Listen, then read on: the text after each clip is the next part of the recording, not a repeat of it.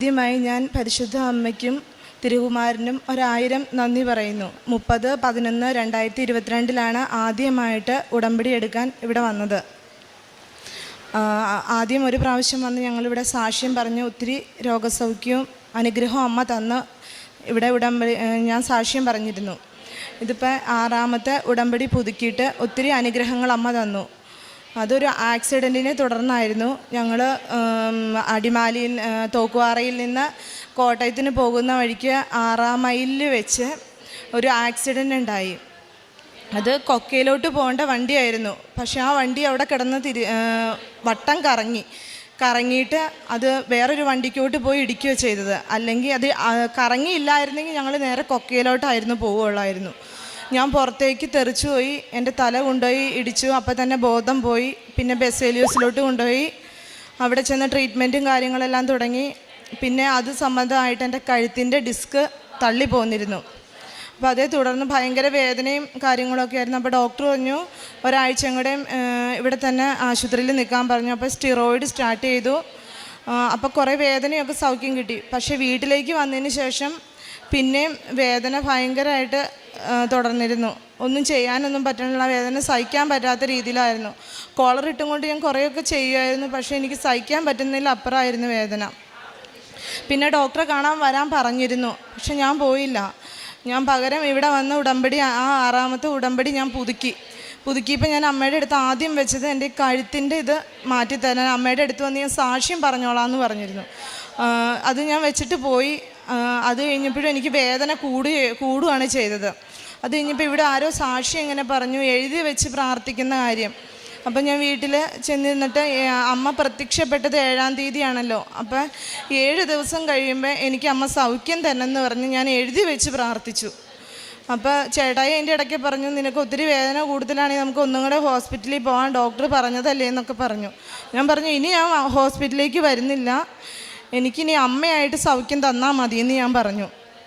അങ്ങനെ 7 ദിവസം 7ാമത്തെ ദിവസം എനിക്ക് പൂർണ്ണമായിട്ട് അമ്മ സൗഖ്യം തന്നു. അതോടുകൂടി ഞാൻ കോളർ അഴിച്ച് മാറ്റി. ഇന്ന് വരെ എനിക്ക് ആ വേദന പിന്നെ വന്നിട്ടില്ല തിരിച്ച്. അത് അമ്മ തന്ന ഏറ്റവും വലിയൊരു അനുഗ്രഹം തന്നെയാണ്. പിന്നെ എനിക്ക് കുറേ വർഷങ്ങളായിട്ട് ഇങ്ങനെ ഉറക്കമില്ലാതെ ഭയങ്കര ബുദ്ധിമുട്ടായിരുന്നു. രാത്രി എന്ത് ചെയ്താൽ ഞാൻ ഉറങ്ങില്ലായിരുന്നു.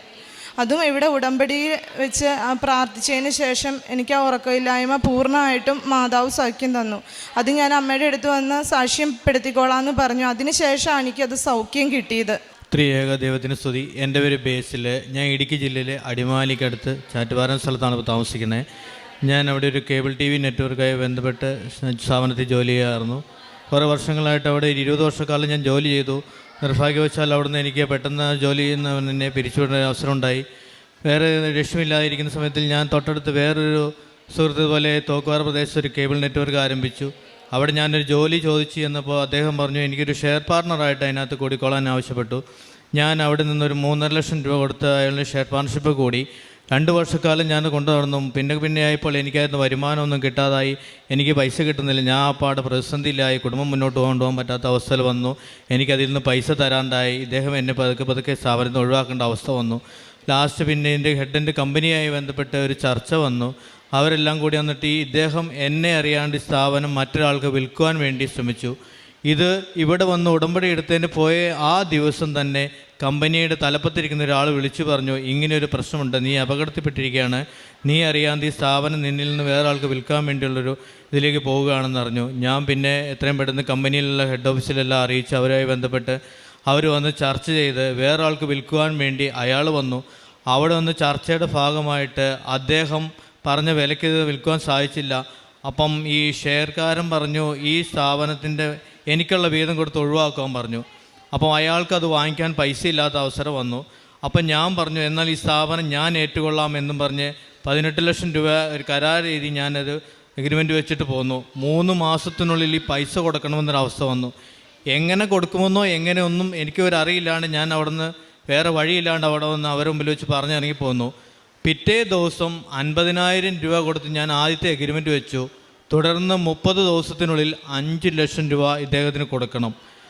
അപ്പോഴത്തേക്കും വേറെ ഒരു വഴിയില്ല. അവിടെ നിന്ന് പലിശയ്ക്കൊക്കെ മേടിച്ച് ഞാൻ ആ പൈസ കൊടുത്തു. തുടർന്ന് 90 ദിവസത്തിനുള്ളിൽ ബാക്കി 13 ലക്ഷം രൂപയും കൂടെ കൊടുക്കണം. ആ അവസരത്തിൽ എന്ത് ചെയ്യുന്നു അറിയാതെ ഞങ്ങൾ താമസിക്കുന്ന ആ പാടെ 8.5 സെൻറ്റ് സ്ഥലമാണ്. ഈ സ്ഥലം ഞാൻ ബാങ്കിൽ ലോൺ അപേക്ഷിച്ചു. അവരാദ്യം പറഞ്ഞു ലോൺ തരത്തില്ല എന്ന് പറഞ്ഞു. 13 ലക്ഷം രൂപ കൊടുക്കേണ്ട. ലാസ്റ്റ് ഞാൻ അവരുടെ കാല് പിടിച്ചതിന് ശേഷം അവർ 10 ലക്ഷം രൂപ വരെ തരാമെന്ന് പറഞ്ഞു. 10 ലക്ഷം രൂപ കൊണ്ടുണ്ടാവില്ല. ഞാനും വൈഫും കൂടി വന്നിട്ട് 3 പ്രാവശ്യം ബാങ്കിൽ ചെന്നു. ഉപ്പുമായിട്ടാണ് ഞങ്ങളൊന്നും പോയിക്കൊണ്ടിരുന്നത്. എന്നും ചെല്ലുമ്പോഴും കയ്യിൽ ഉപ്പ് പിടിക്കും. ഞാനൊരു പിടി ബാങ്കിന് മുമ്പിലിടും. മാനേജരോട് പറഞ്ഞു, മാനേജർ പ്രസിഡന്റിനോട് പറഞ്ഞു. അവരെല്ലാം കൂടി വന്നിട്ട് ലാസ്റ്റ് 3ാമത്തെ പ്രാവശ്യം ഞങ്ങൾ ചെന്നപ്പോൾ 13 ലക്ഷം രൂപ മനസ്സാതെ സമ്മതിച്ചു.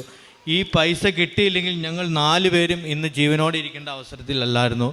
എന്തായാലും ദൈവത്തിൻ്റെ മുമ്പിൽ ഞങ്ങൾ രാവും പകലും മുട്ടിപ്പായി പ്രാർത്ഥിച്ച് എന്നും രാവിലെയും വൈകുന്നേരം ഞങ്ങൾ പ്രാർത്ഥിക്കുന്ന ഫലമായിട്ട് ഇന്നലെ ആ സ്ഥാപനം എനിക്ക് 13 ലക്ഷം രൂപയ്ക്ക് വിൽക്കുവാൻ ദൈവം എൻ്റെ കയ്യിൽ എഗ്രിമെൻറ്റ് സഹിതം ഇന്നലെ എനിക്ക് തന്നു. ആ പൈസ കൊടുത്ത് ഞങ്ങൾ ആ സ്ഥാപനം മേടിച്ചു. ഇത് ഞങ്ങളുടെ ആക്സിഡൻ്റ് ഉണ്ടായി 2ാം ജന്മമാണ്. ഞാനും എൻ്റെ കുടുംബവും അമ്മയും ഉൾപ്പെടെ ആക്സിഡൻറ്റിൽ നിന്നും നഷ്ടപ്പെട്ട വണ്ടി കണ്ടു കഴിഞ്ഞാൽ ഞങ്ങൾ ആരും ജീവനോടെ ഉണ്ടാവുന്നതല്ല. എല്ലാവരും പറഞ്ഞു അവർ ജീവനോടെ ഉണ്ടോയെന്നാണ് എല്ലാവരും അറിയിച്ചത്. അതിനുശേഷം ഞങ്ങൾക്ക് വേറൊരു അനുഭവം ഉണ്ടായിരുന്നു. എൻ്റെ വാഹനത്തിൽ അപകടത്തിൽപ്പെട്ട കാരണം വണ്ടി പണിയാൻ കൊണ്ടുപോയി വേറൊരു വർക്ക്ഷോപ്പിലിട്ട ശേഷം വർക്ക്ഷോപ്പുകാരൻ പറഞ്ഞു ഈ വണ്ടി എന്ത് ചെയ്താൽ പണി തീർക്കാൻ പറ്റുന്നില്ല. അയാൾക്ക് വണ്ടി കൊണ്ടുപോയിട്ട് പിറ്റേ ദിവസം അദ്ദേഹത്തിന് പനി പിടിച്ചു. 3-4 ദിവസക്കാലം അയാൾക്ക് തൊഴാൻ പറ്റിയില്ല. ഞങ്ങളിവിടെ വന്ന് ഉടമ്പടി എടുത്തതിൻ്റെ പിറ്റേ ദിവസം വണ്ടി അയാൾ പണിയാൻ ശ്രമിച്ചു. വണ്ടിക്കകത്ത് പരിശോധിച്ച് കഴിഞ്ഞപ്പോൾ വണ്ടിക്കകത്തുനിന്ന് ആവശ്യമില്ലാത്ത കുറേ വസ്തുക്കൾ അതിൽ നിന്ന് ലഭിക്കുകയുണ്ടായി. എങ്ങനെയാണോന്ന് അറിയത്തില്ല. അദ്ദേഹം പറഞ്ഞു വണ്ടിയിൽ നിന്ന് എടുത്ത് കളഞ്ഞതിന് ശേഷം മാത്രമാണ് ഞങ്ങൾക്ക് ആ വാഹനത്തിൽ പണിയാനും അതിനുശേഷം ആ വാഹനം പണിത് വിൽക്കാനും നല്ല വിലയ്ക്ക് വിൽക്കുവാനും പറ്റൂ. എന്നിട്ട് ഞങ്ങൾക്ക് വാഹനമില്ലാത്തൊരവസരത്തിൽ എന്ത് ചെയ്യുമെന്ന് അറിയാത്തപ്പോൾ ദൈവം എങ്ങനെയോ അറിയത്തില്ല ഒരു കാറ് ഞങ്ങൾക്ക് സ്വപ്നം കണ്ടതാണ്. ഞങ്ങൾക്കൊരു കാറ് വേണമെന്ന്. ദൈവം അത് ഞങ്ങൾക്ക് അത്ഭുതം പോലെ ഒരു കാറ് ആ വണ്ടി പിറ്റേ ദിവസം ഞങ്ങൾക്ക് കിട്ടി. ആ വാഹനത്തിലാണ് എൻ്റെ അമ്മയുടെ അടുത്ത് വന്ന് ഞങ്ങൾ സാക്ഷ്യം പറഞ്ഞേക്കാമെന്ന് ഞങ്ങൾ പറഞ്ഞത്. എന്തായാലും ദൈവം ഇതുപോലെ ഞങ്ങൾ സഹായിച്ചു. ഞങ്ങൾ 4 പേരും ഈ പൈസ കിട്ടിയില്ലെങ്കിൽ ലോൺ കിട്ടിയില്ലെങ്കിൽ ഇന്ന് ജീവനോടെ ഇവിടെ ഇരിക്കേണ്ട അവസരത്തില്ല. ദൈവത്തിൻ്റെ കൃപയാണ്, എൻ്റെ യേശുപ്പൻ്റെ കൃപയും എൻ്റെ അമ്മയുടെ കരുതലും കൊണ്ടാണ് ഞങ്ങൾ ഇന്ന് ഇവിടെ നിൽക്കുന്നത്. എൻ്റെ 2 മക്കളും ഇന്ന് ഞങ്ങളിവിടെ ജീവനോടെ ഇരിക്കുന്നത്. എന്തായാലും ഒരു നിവൃത്തിയില്ലാതെ ജീവിതത്തിൽ നിന്നും ഒരു സ്ഥാപനത്തിൻ്റെ ഉടമസ്ഥനാകാൻ എൻ്റെ ദൈവം, ഇത് എൻ്റെ സ്ഥാപനമല്ല, എൻ്റെ അപ്പൻ്റെ സ്ഥാപനമാണ്. ഇതെന്നും അപ്പൻ്റെ കാരുണ്യത്തിൽ മാത്രമാണ് മുന്നോട്ട് പോകുന്നത്. എൻ്റെ ശക്തിയാലോ എൻ്റെ കഴിവാലോ ഒന്നും ഞാൻ ആഗ്രഹിച്ച് നേടിയിട്ടില്ല. ഇത്രയുമാണ് എനിക്ക് പറയാനുള്ളത്. എനിക്ക് കുറേ വർഷങ്ങളായിട്ട് പിന്നെ അലർജി ഉണ്ടായിരുന്നു. ഇസ്നോഫിലിയ എന്ന് പറഞ്ഞ രോഗം എനിക്കുണ്ടായിരുന്നു. അത് ഇവിടെ വന്ന് ആദ്യത്തെ ഉടമ്പടി എടുത്തിട്ട് മാറിയില്ല. 3ാമത്തെ ഉടമ്പടിക്ക് ശേഷം ഇപ്പം എനിക്ക് അലർജി മാറി. ഇപ്പം നിലവിൽ അലർജി, തുമ്മൽ അങ്ങനെയുള്ള രോഗങ്ങളൊന്നുമില്ല. പിന്നെ എൻ്റെ മോൻ്റെ കയ്യിൽ ഒരു അരിമ്പാറ ഉണ്ടായിരുന്നു.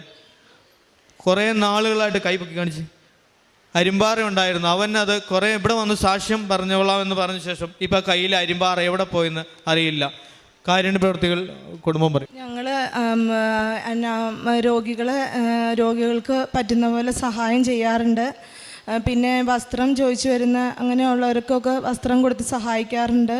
പിന്നെ എൻ്റെ ഒരു ഫ്രണ്ട്, ആ ചേച്ചിക്ക് എന്ത് ചെയ്ത സ്ഥലം വിൽക്കാൻ പറ്റണില്ലായിരുന്നു. അപ്പം ഞാൻ അവർക്ക് വേണ്ടി ഉടമ്പടിയിൽ വെച്ച് പ്രാർത്ഥിച്ചു. കൂടാതെ അവരുടെ വീട്ടിൽ പോയി ഞാൻ ഉപ്പും തൈലമൊക്കെ ഇട്ട് ആ സ്ഥലത്ത് പ്രാർത്ഥിച്ചു. അതിൻ്റെ ഉടനെ തന്നെ അവർക്ക് ആ സ്ഥലം വിൽക്കാൻ പറ്റി. അങ്ങനെ മറ്റുള്ളവർക്ക് കാശുരൂപവും ഉപ്പൊക്കെ കൊടുത്ത് പ്രാർത്ഥിക്കുമായിരുന്നു. അവർക്ക് അവരുടെ കാര്യങ്ങളൊക്കെ കുറേ അധികം നടന്നു കിട്ടിയിട്ടുണ്ട്. പിന്നെ ഒത്തിരി പേരെ ഞാൻ പറഞ്ഞ് ഈ കാര്യങ്ങളും മാതാവിൻ്റെ കാര്യങ്ങളും ഞങ്ങൾക്ക് കിട്ടിയ അനുഗ്രഹമൊക്കെ പറഞ്ഞ് ഒത്തിരി പേര് ഞാൻ മുഖാന്തരം ഇവിടെ വന്ന് ഉടമ്പടി എടുത്തിട്ടുണ്ട്. ഞങ്ങൾ 2 നേരവും പ്രാർത്ഥിക്കുമായിരുന്നു. പിന്നെ എനിക്ക് നല്ല ദേഷ്യമൊക്കെ വരുന്ന ആളായിരുന്നു. എപ്പോഴും ചേട്ടനോട് ദേഷ്യപ്പെടുമായിരുന്നു. പിന്നെ ഇവിടെ വന്ന് ഉടമ്പടി എടുത്തതിന് ശേഷം ഒത്തിരി ദേഷ്യമൊക്കെ മാറി, ഒത്തിരി ക്ഷമയൊക്കെ കിട്ടി. പിന്നെ എൻ്റെ കുഞ്ഞിനൊരു അഡേനോയിഡിൻ്റെ പ്രശ്നം ഉണ്ടായിരുന്നു. അതും ഇവിടെ വന്ന് അമ്മ സൗഖ്യം തന്നു. അങ്ങനെ ഒത്തിരി അനുഗ്രഹങ്ങൾ അമ്മ ഞങ്ങൾക്ക് ഇവിടെ വന്നതിന് ശേഷം തന്നിട്ടുണ്ട്. എല്ലാം തന്ന എൻ്റെ അമ്മയ്ക്കും ഈശോയ്ക്കും 1000 നന്ദി. പിന്നെ ഈ ജീവിതത്തിൽ തന്നെ മരണം വരെ എൻ്റെ അമ്മയോട് ചേർന്ന് ആ കൈ പിടിച്ച് ഈശോയിലേക്ക് നടക്കാൻ, ആ നിത്യത പ്രാപിക്കാൻ ഞങ്ങളുടെ കുടുംബത്തെ അനുഗ്രഹിക്കണേ എന്ന് ഞാൻ പ്രാർത്ഥിക്കുന്നു.